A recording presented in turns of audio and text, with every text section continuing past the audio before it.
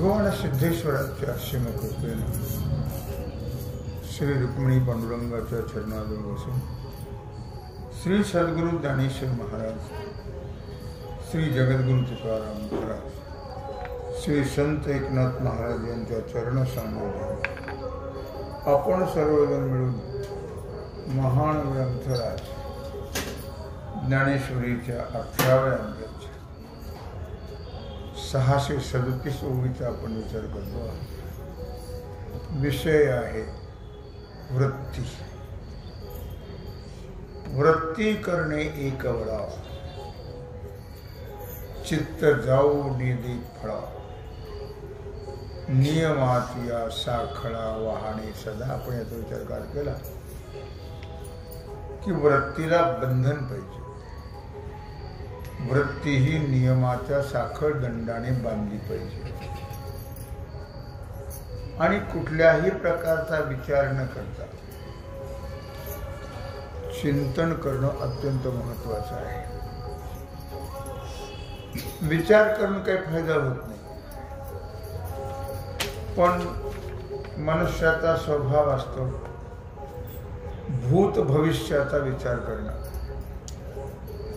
भूत भविष्याच्या विचाराने काही फल मिळतं का? सुख मिळतं का दुःख मिळतं? भूत भविष्याचा विचार, मागचा विचार आणि पुढचा विचार. माग कसं होतं, कसं झालं आणि कसं होईल, काय तुमचा काय माझा सगळ्याचा आपला तोच विचार आहे. आपण विचार करत असतो माग कसं होतं, आता कसं आहे, पुढं कसं होणार, काय. त्यामुळे एक तर भूतकाळाचा विचार करू नये, हे तर बरोबरच आहे, पण तो आल्याशिवाय राहत नाही. विचार करू नये. गेले होऊन नचले आता काही, साध घालिता जवळी दुजे नाही. कशा करता विचार करायचा, पण ते करतातच माणूस. भूतकाळाचा विचार. वर्तमान काळामध्ये कसं होतं ना, आता कसं आहे हा विचार करतात. उपयोग काही होत नाही. आता पुढे कसं होईल, पुढे कसं होईल, पुढे कसं होईल, पुढे कसं होईल. विचार करणे काय, त्यात सुधारणा होतं का, त्यात काही बदल होतो का? सुधारणा होत नाही, बदल होत नाही. लक्षात ठेवा. आमचं एक पात्री नाटक आहे, तुमच्या लक्षात आलं असं. मलाच बोलायचं, मला शंका घ्यायची, म्हणजे मीच उत्तर द्यायचं. एक पात्री नाटक असो. तेव्हा याचा दुसरा अर्थ असा आहे की वृत्ती म्हणजे देहनिर्वाहाचा व्यवहार. वृत्ती देहनिर्वाहाचा व्यवहार किंवा उद्योग म्हणा, आणि करणे एक बळा असं म्हटलं जाईल. करणे म्हणजे नित्य नैमित्तिक वैदिक कर्म, नित्य कर्म, नैमित्तिक कर्म यांचा एकोपा करणं, एकोपा असणं, याला फार महत्व आहे. देहनिर्वाहाच्या उद्योगाचा जो प्रकार आहे त्याच्या विरोधी कर्म नसावं. देहनिर्वाहाचा जो उद्योग आहे त्याच्या विरोधी कर्म नसावं. का बरं? देहनिर्वाह विरोधी कर्माने पद्धतशीर होत नाही. जसा व्हायला पाहिजे तसा होत नाही. अर्थात आणि कर्माच्या विरोधी देह निर्वाहाचा धंदा नसावा. देह निर्वाहाच्या विरोधी कर्म नसावं आणि कर्माच्या विरोधी देह निर्वाहाचा धंदा नसावा. म्हणजे माणसाला दुःख होत नाही. पण काही असं म्हटलंय माडगुळकरांनी, दैव जात दुःखे भरता दोष न कुणाचा, पराधीन आहे जगती पुत्र मानवाचा.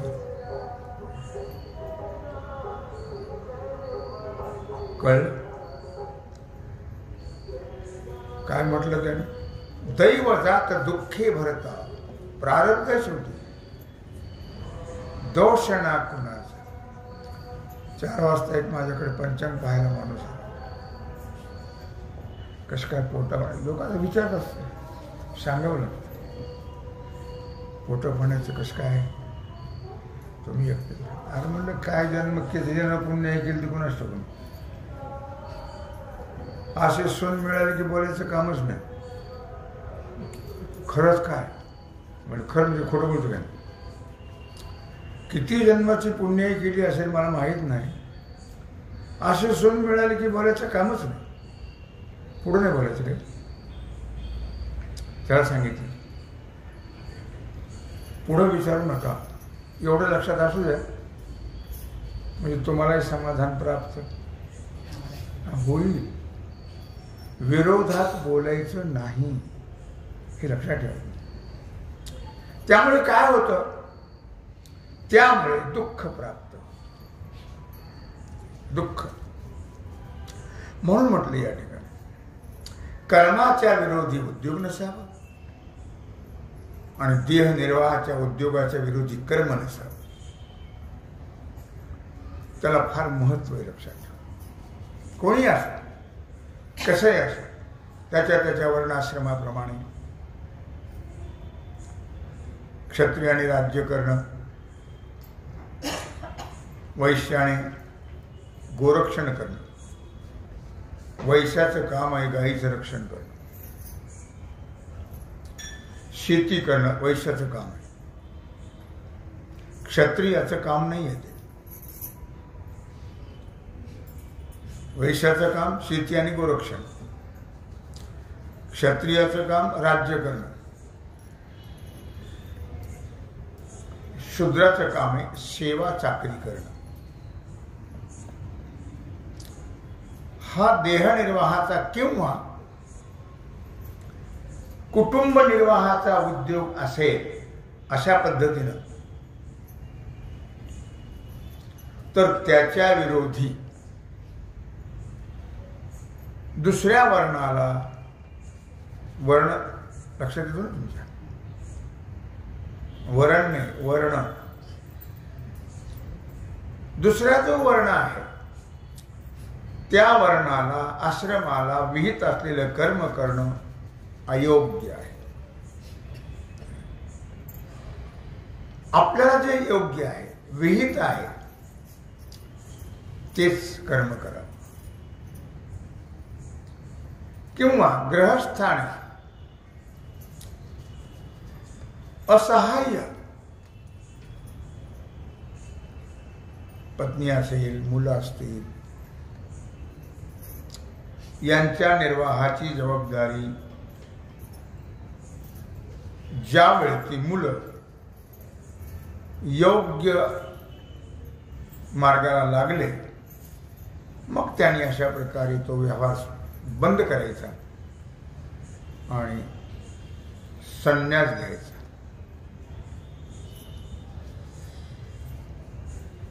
ब्रह्मवृंदाने वर्णविहित कर्माच्या विरोधी देहनिर्वाह करता व्यापार करायचा नाही, दुकानदारी करायची नाही, सेवा चाकरी करायची नाही, सेवा चाकरी करून घ्यायची. असं पूर्वीचा प्रकार आपला जो गीतात भगवान सांगतात गीतेमध्ये, शास्त्र संन्यास म्हणजे शास्त्राला मान्य असणारा जो संन्यास आहे तो संन्यास नव्हे, फक्त त्याग बुद्धी. संन्यास कशाला म्हणतात? शास्त्राने सांगितल्याप्रमाणे भगवे वस्त्र धारण करायचे आणि जंगलात राहायला तर सोय नाही, जंगलात राहायची तेव्हा होती, आता जंगलात राहायची सोय नाही. हा फार तर वृद्धाश्रमात म्हणा तुम्ही, पण जंगलात राहायची सोय नाही आता. तेव्हा सगळी सुविधा होती. म्हणून शास्त्र मान्य नव्हे, फक्त तादात्म्य सोडायचं, अस्तित्व सोडायचं, ममत्व टाकायचं. आपण नेहमी म्हणत असतो कुत्ता जाणे आणि चमडा जाणे, तरच मनुष्य समाधानात राहू शकतो, सुखात राहू शकतो. नाही तर मरेपर्यंत तो समाधानात सुखात राहू तादात्म्य जर असेल तर काहीच उपयोग नाही. माझे माझे म्हणून व्यर्थ गेला, तादात्म्य नसावं. आता नाहीच तर नव्हतं म्हणा, ठीक आहे आतापर्यंत तो विषय काही हरकत नाही, पण इथून तरी आता आपला काही संबंध नाही. आपला संबंध फक्त भगवंताशी आहे. हे नातं ठेवायचं, बाकी कोणाशीही संबंध ठेवायचा नाही. तुमचा आमचा काही संबंध आहे असं नाही म्हणायचं, लक्षात ठेवा. मनातून अंतःकरणात ही गोष्ट ठेवायची आणि मग ठेविले अनंते तैसेची राहावे, चित्ती असो द्यावे समाधान. त्याला काही विलास पण नाही. या स्थितीत जर राहिला तर समाधान राहू शकत नाही. तुम्ही मी तो काही भाग नाही, अवघड गोष्ट आहे ती. पण भगवान काय सांगतात या ओवीचा अर्थ ते तुम्हाला सांगतो. अशा प्रकारची तयारी आपण करावी आपल्या अंतःकरणाची, आपल्या मनाची. आणि याकरता कोणत्याही वर्णाश्रम्याने आपलं चित्त देहनिर्वाहापेक्षा अधिक फलाकडे जाऊ देऊ नये. आणि देहनिर्वाहाचा जो उद्योग आहे ते मात्र नित्यनैमित्तिक वैदिक कर्म ते करत राहावं. आणि ते सुद्धा शास्त्र शुद्ध असावं. शास्त्राच्या नियमाचं बंधन पाळणं फार गरजेचं आहे, लक्षात ठेवा. सर्व काळ शास्त्र बंधन पाळणं हे अत्यंत आवश्यक आहे. असा आहे या ओवीचा अर्थ. हा निरोध सहावया लागी, धैर्याची या चांगा चांगी, चिंतवणी जिती अंगी वाहे जोका. एक लक्षात ठेवा तुला, प्रपंचामध्ये नेहमी अनुकूलता नसते. काय सांगताय ओवीत? हा विरोध सहावया लागी, धैर्याची चांगा चांगी, चिंतवणी जिती अंगी वाहे जोका. प्रपंचामध्ये नेहमी विरोध असतो, विरोध. अनुकूलता हा प्रकार नसतो. आपल्या मनासारखं किंवा आपल्याला वाटतं तसं नसतं. मग त्याच्याकरता धैर्य लागतं. ते सगळं सहन करण्याकरता काय लागतं? धैर्य लागतं, लक्षात ठेवा. हा निरोध सहावया लागी, धैर्याची या चांगा चांगी. निरोध आहे फार मोठा महत्वाचा विषय आहे. चिंतामणी जिती अंगी वाहे जोका. अर्थात चिंता कधीही करायची नाही. चिंतामणी जिती अंगी वाहे सदा. चिंता ही जिवंत माणसाला नष्ट करते. चिंता से घटे चतुराई, दुख से घटे शरीर, पाप से घटे लक्ष्मी, कहवे दास कबीर. चिंतन करायचं, चिंता नाही. आपण काय करत असतो? चिंता. चिंतन नाही. चिंतन केल्यावर काय होतं? चिंता ती पळाली गोकुळा बाहेरी, भीतरी प्रवेश केला देवे. तुमच्या लक्षात आलं की नाही? चिंता ती पळाली गोकुळा बाहेरी. चिंतन जर केलं तर गोकुळाच्या बाहेर चिंता निघून जाते. गोकुळ तुम्हाला माहिती कुठे आहे? गोकुळ तुम्हाला माहिती आहे कुठे आहे? माहिती गोकुळ कुठे आहे? गोकुळ हा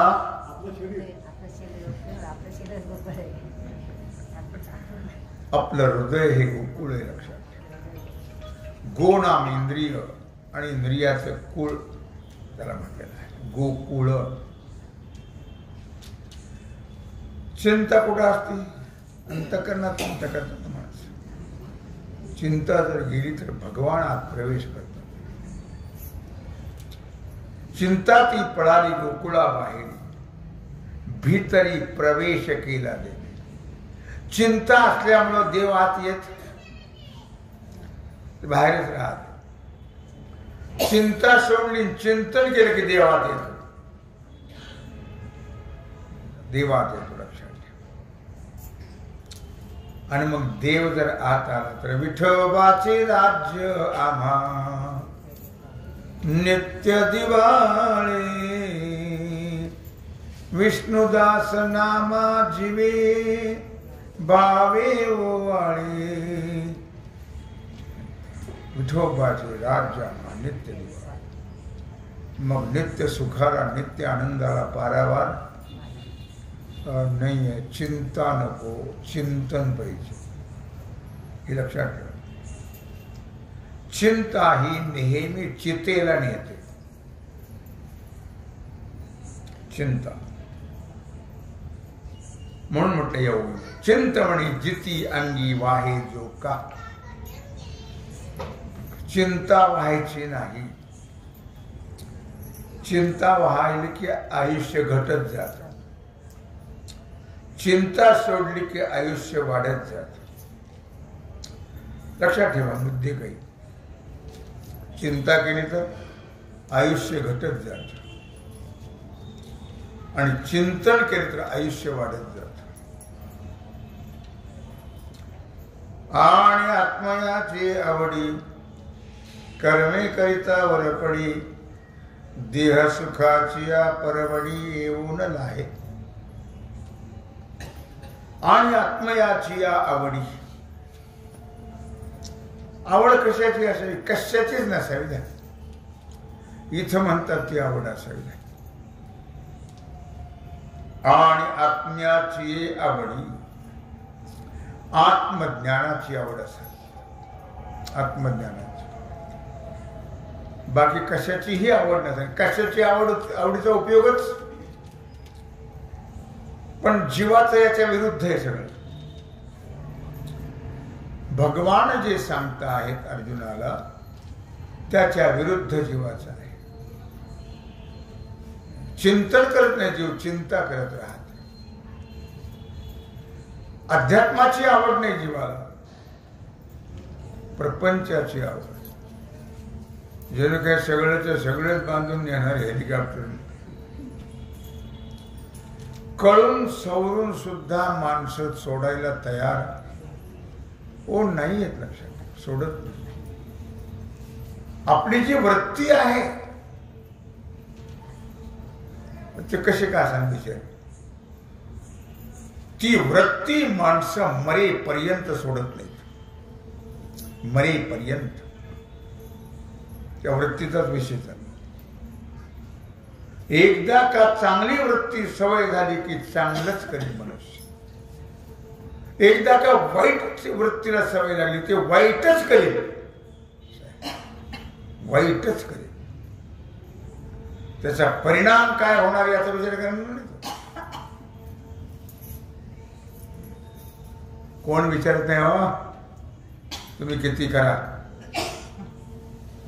एकदा संपला की तेवढा 10 दिवस अर्ध्यावर झेंडा उतरवतात. पुन्हा त्याचं नाव नाही का गोष्ट नाही. असे भले भले गेले तरी पण माणसं आपल्या वृत्तीत बदल करत हो नाही येत. लक्षात कोणी असो, व्यावहारिक असो, राजकारणी असो, संसारी असो, परमार्थिक असो, वृत्तीमध्ये बदल करणं फार महत्वाचं आहे. लक्षात म्हणून आणि आत्म्याची आवडी कर्मे करिता परवडी वर पडी देह सुखाची परवडी एवढ आहे. आत्म्याची आवडी आवड नेहमी आवडे हे रूप गोजिरे सगुण पाहता लोचन स्थिरावले आवडे रूप गोजिरे सगुण. आवड कशाची असावी? आत्म्याची. आत्मा म्हणजे परमात्मा, आत्मज्ञानाची आवड असावी. तो परमात्मा करून घ्यायचा आहे आपल्याला या मनुष्य देहामध्ये. या मनुष्य देहाचा मुख्य उद्देश जर काही असेल तर परमात्मा करून घेणं हा उद्देश आपल्याला ते माहितच नाही. आपल्याला शेवटपर्यंत माहिती होत नाही की मनुष्य जन्म कशा करता आलेला आहे. याचा तर विचार आम्ही कधी केलाच नाही, करतही इतकी दुर्दैवी गोष्ट आहे. लक्षात ठेवा की भगवंताने असा सुंदर देह कशा करता निर्माण केला. देह सुंदरही आहे आणि वाईटही आहे. नाथराय भागवतात वर्णन करतात. या देहासारखे ओखटे गोमटे ओखटे पृथ्वी बाजी नाही कोठे. या देहासारखे गोमटे पाहता न भेटे त्रैलोक्य. दोन गोष्टी सांगितल्या. या देहासारखा वाईट देह तुम्हाला या पृथ्वीवर कोणताच मिळणार नाही. कळलं? या देहासारखे ओखटे पृथ्वी माझी नाही. जरा सूक्ष्म विचार करा म्हणजे कळेल तुम्हाला. पृथ्वी माझी नाही कोठे. या देहासारखे गोमटे पाहता न भेटे त्रैलोक्य. या देहासारखा वाईट देह या पृथ्वीवर कुठंच नाही. आणि या देहासारखा चांगला त्रैलोक्यात नाही. म्हणून तर स्वर्गीचे अमर इच्छिता ती देवा मृत्यूलोकी व्हावा जन्म आम्हा नारायण नामे. म्हणून चांगलं आहे. होऊ जीवन मुक्त कीर्तनी अनंत गाऊ गीती. स्वर्गातले अमर झालेले अमृत पिणारे देव ते सुद्धा या मृत्यू लोकातल्या या मरक्या देहाची इच्छा करतात. काहीतरी विशेष असलं का नाही. पण पाहता न भेटे त्रैलोक्य. कारण याच देही घडे देवाचे भजन अनिक हे ज्ञान नाही कोठे. स्वर्गात असो, वैकुंठात असो, कैलासात असो, कुठेही असो, हे भजन कुठं करता येतच नाही. हे फक्त या मानवी देहातच करता येत. म्हणून मानवी देहासारखा देह चांगला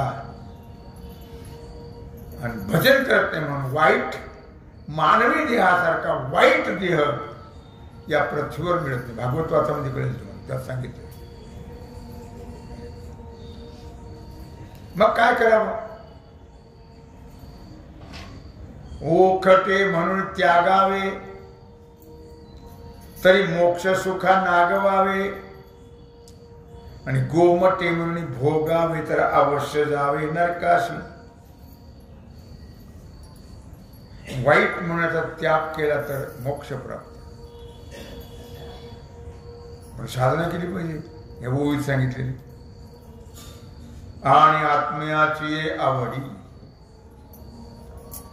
आणि चांगला म्हणून जर भोगत घेत राहिला तर नरकाची प्राप्ती. म्हणून म्हटलं या ठिकाणी. मग काय करावं?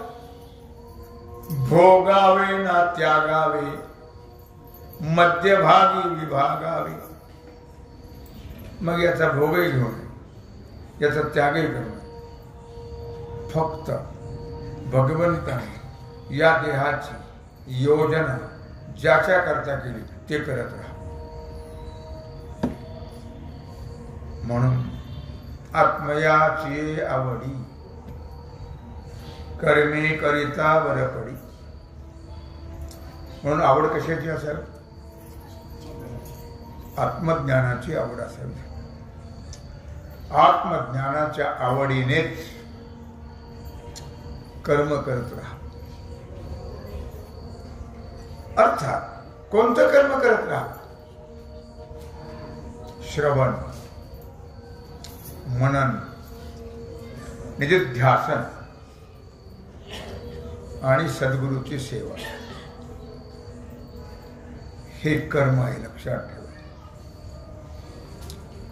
प्रारब्ध जे आपण भोगतो त्याला कर्म म्हणत नाही. ते प्रारब्ध आहे, ते पूर्वी केलेलं कर्म आहे. ते कर्म वेगळं, हे कर्म वेगळं आहे. लक्षात ठेवा. ते कर्म वेगळं, हे कर्म वेगळं आहे. आत्मज्ञानाच्या आवडी करता कर्मे करिता वर पडी. ते कर्म म्हणजे पहिलं श्रवण आहे, ऐकणं. दुसरं आहे मनन करणं, जे ऐकलं ते ऐकतो त्याचं. तिसरं आहे तर ध्यास करणं. पण हे कसं करावं? गुरुच्या सेवेनं हे मिळतं. गुरुच्या द्वारा हे मिळत असतं. गुरुची सुद्धा 13वा अध्याय तुम्ही वाचायचं, खूप सांगितलं सुंदर. गुरुची सेवा केली तर मिळेल, नाही तर नाही मिळत. त्या सेवेनं ते प्राप्त होत असतं. म्हणून 13वा अध्याय वाचा, त्यात सर्व सांगितलेलं आहे. पुष्कळ 100 ओव्या खर्ची घातल्या त्याच्याकडे. आचार्य उपासती म्हणून. आणि म्हणून ही कर्मे श्रद्धेनं करत जावं. श्रवण करायचं, श्रद्धेनं ऐकलं पाहिजे. श्रवण केल्यानंतर त्याचं मनन केलं पाहिजे. नुसतं श्रवण करायचं, नळी भुंकरी सोडणाऱ्या आणि इकडून तिकडे जाय वाऱ्या. तत्चिंतनम तत्कथनम अन्योन्यम तत्प्रबोधन. हे सोपं नाही परमार्थ. तुम्हाला वाटतं राम राम राम म्हटलं तर काम झालं काय? श्रवण करणं, त्याचं मनन करणं. आपली पहिली भक्ती खूप चांगली होती. श्रवण, पुढचा विचार करायचा नाही. एक का महिना होती ना, बाकीच्या नाही विचार करायचा. मनन, जे श्रवण केलं. गाय चारा खाते की नाही? खाते. हाते घाईने गटा गटा गटा गटा घेते, हाते झाले आणि स्वस्थ बसून त्याचं काय करते, रवंथ करते. त्याला म्हणतात मनन. ऐकल्यानंतर त्याचा विचार करत राहणं आणि ज्या त्या ऐकलं, त्याचा विचार केला, त्याचा ध्यास घेणं, मग आपल्या साध्याची प्राप्ती होत असते. म्हणून श्रवण कर्म सांगतात. कशा करतात? आत्मज्ञाना करतात. श्रवण, मनन, निधिध्यासन आणि श्री गुरुची सेवा, या सगळ्या गोष्टी श्रद्धापूर्वक होणं हे फार महत्वाचं आहे.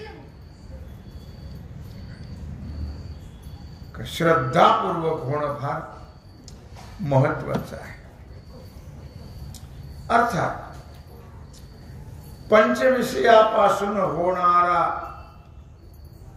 हा देह, पृथ्वी, आप, तेज, वायू, आकाश, या पंचतत्वापासून हे देह झाले आहे.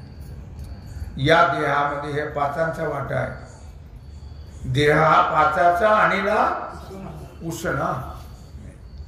आम्ही त्याचा विचार करत नाही, आम्हाला त्याचा विचार येत नाही, आम्हाला कळतही नाही. काय देह हा पाचाचा आणिला उसणा, शेवटी हे पंचाचं आहे, लक्षात ठेवा. हे भाडुत्री आहे, हेही लक्षात ठेवा. हे तो भाडियाचे घोडे नाथराय म्हणतात. आसक्ती सांडवली पुढे, हे भाड्याचं घोडं आहे. या देहामध्ये कशाची आसक्ती धरायची नाही, याचं काहीच नाही आसक्ती धरायला. आसक्तीचा त्याग करून फक्त हा देह ज्याच्याकरता दिला तेच करायचं. तत्चिंतनम, तत्कथनम, अन्योन्यम तत्प्रबोधनम. मी आपलं सांगत राहतो, तुम्ही ऐकत राहता, बस एवढंच, काही नाही. कळलं का? श्रद्धा आणि पंचविषयापासून, पंचमहाभूतापासून होणारा हा देह. त्या पंचमहाभूताचे 5 विषय आहेत. शब्द, स्पर्श, रूप, रस, गंध. शब्द जो विषय आहे तो आकाशाचा आहे. मी मग तुम्हाला सांगितलं 5 तत्वाचा देह आहे. पृथ्वी, आप, तेज, वायू, त्याच्या आता उलट यायचं. शब्द हा आकाशाचा गुण आहे. स्पर्श हा दुसरा नंबर वायूचा गुण आहे. शब्द, स्पर्श, रूप हा तेजाचा गुण आहे, अग्नीचा. शब्द, स्पर्श, रूप, रस हा जलाचा विषय आहे आणि गंध हा पृथ्वीचा आहे. जाताना आपण असं सोयीचं जायचं आणि येताना उलट यायचं.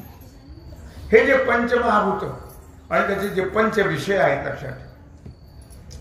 हे पंच विषय देहाच्या सुखाकरता म्हणा, देहाच्या निर्वाहाकरता नाही, सुखाकरता त्याला फार महत्व द्यायचं नाही. पंचविषयाला फार महत्व द्यायचं नाही. तो व्यवहार होत राहतो. मनुष्य शब्द ऐकतोच, बोलतोच, डोळ्याने पाहतोच, कानाने ऐकतोच, त्वचेने स्पर्श आहेत, जिभेने रस आहेत, नाकाने गंध आहेत. त्याच्यामध्ये गुंतायचं नाही, त्याच्यामध्ये आसक्त व्हायचं नाही. तात्पर्य काय याचं तात्पर्य असं आहे. आणि आत्म्याची आवडी, आत्मज्ञानाच्या आवडी पुढे त्याला भोग सुखाचं महत्व नाहीये. या देहाचा एकच उद्देश आहे, आत्म्याची आवड, आत्मज्ञानाची आवड. बाकीचं भोग सुख हे याचा उद्देश नाही आहे. आणि त्याच्याकरता हा जन्म नाहीये, भोगाकरता बाकीच्या येऊनी आहेत. आणि केवळ अध्यात्म ज्ञानाकरताच हा मानव देह आहे, लक्षात ठेवा. अशा प्रकारचा विषय आपला चाललेला आहे. वेळ झालेली आहे. झालेली सेवा भगवत चरणी समर्पित करून राहिलेला जो सेवेचा भाग आहे तो आपण उद्या पाहू. पुंडलिक वरदा श्री ज्ञानदेव ओम नमः. पण आजचा थोडं झालेला विषय जो आहे थोडं लक्षात ठेवा, म्हणजे उद्याच्याला तो संदर्भ येईल. म्हणजे